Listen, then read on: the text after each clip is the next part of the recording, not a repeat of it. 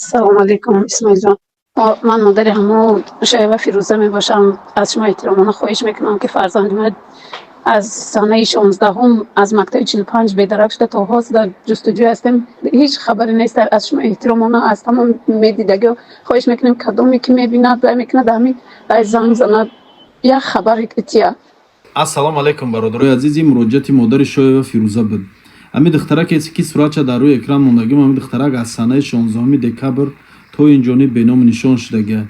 Зода ва сухуматкунандаи ҷамоати деҳоти Алмосӣ, деҳаи Алмосӣ аз мактаби рақами 45 хоб аз ҳамин мактаб гум шудагия. Хулоса то ин ҷониб хонагиҳошон мекунанд, аз ягон ҷо пайдо кардааш наметавонанд.